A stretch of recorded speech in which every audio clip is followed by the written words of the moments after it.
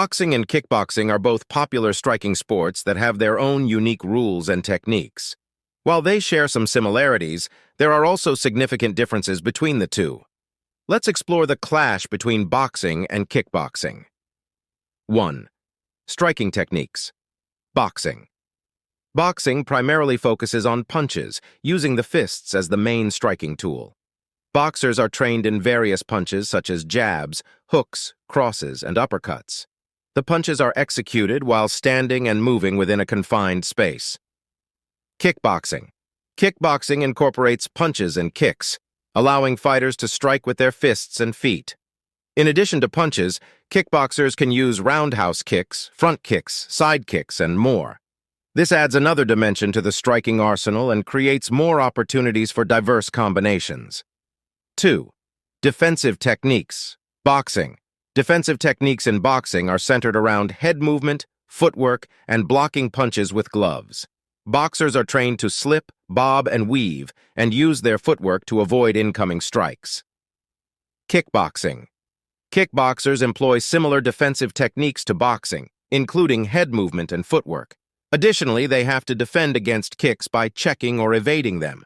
This requires a higher degree of versatility and awareness when it comes to defensive maneuvers. 3.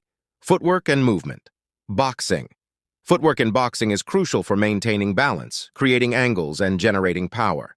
Boxers typically move in a circular or lateral motion, using quick footwork to set up strikes and avoid their opponent's attacks.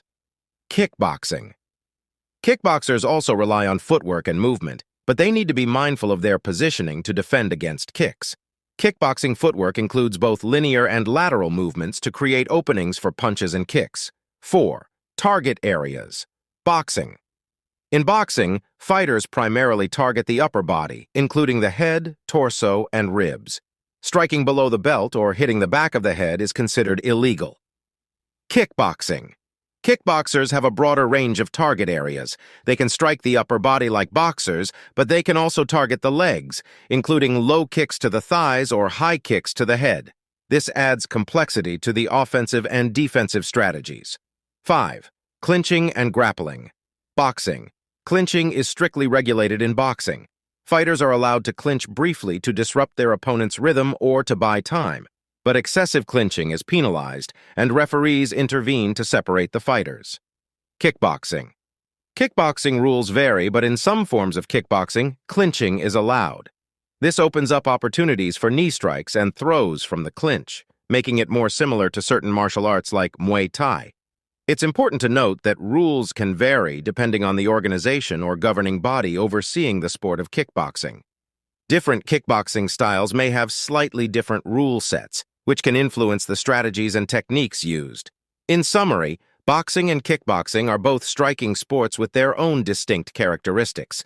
Boxing focuses solely on punches, whereas kickboxing incorporates punches and kicks. Kickboxing also introduces additional defensive considerations and target areas.